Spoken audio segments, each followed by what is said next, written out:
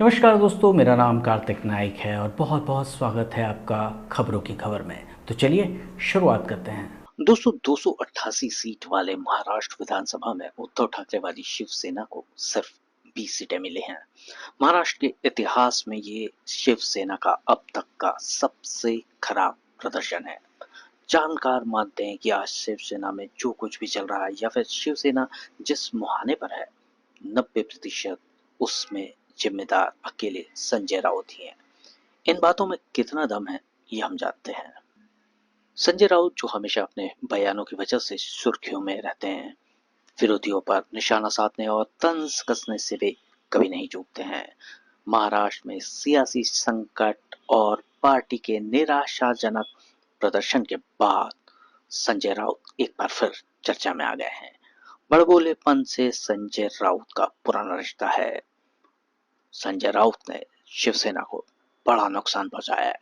शिवसेना में यही वह आदमी है जिसने शरद पवार के कहने पर हिंदूवादी शिवसेना को कांग्रेस में मिला दिया था और यहीं से उद्धव ठाकरे की शिवसेना का पतन शुरू हो गया था। शिवसेना में कैंची की जुबान सबसे ज्यादा यही बोलता है। इसकी बातों में अहंकार साफ झलकता है। राउत बस यही गलती कर बैठे कि सत्ता को वे स्थायी समझ बैठे। वे व्यक्तिगत दुश्मन बनाते चले गए।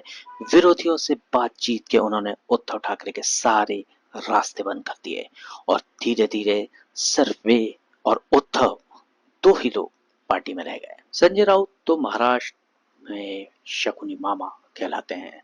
उद्धव ठाकरे तो सिर्फ नाम के सीएम थे, सरकार तो यही मामा चला रहे थे। संजय राउत और सारे अशांति का जड़ यही व्यक्ति है।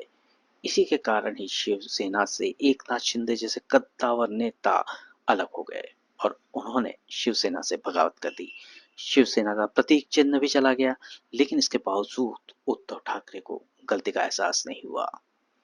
इनको पहचानते पहचानते उद्धव ठाकरे अपना राजपाट खो बैठे।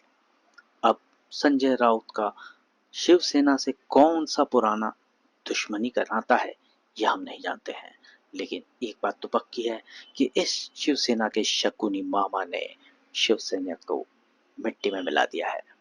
साथ ही अब इस बात पर भी मोहर लग गई है कि एकनाथ शिंदे वाली शिवसेना ही असली शिवसेना है, क्योंकि लोगों ने उसे असली शिवसेना मान लिया है। उनका मानना है कि शिंदे शिवसेना ही हिंदुओं की पार्टी है। तो दोस्तों, ये थी आज की खबरों की खबर। देखते रहिए खबरी, क्योंकि खबरी की है हर खबर पर नजर।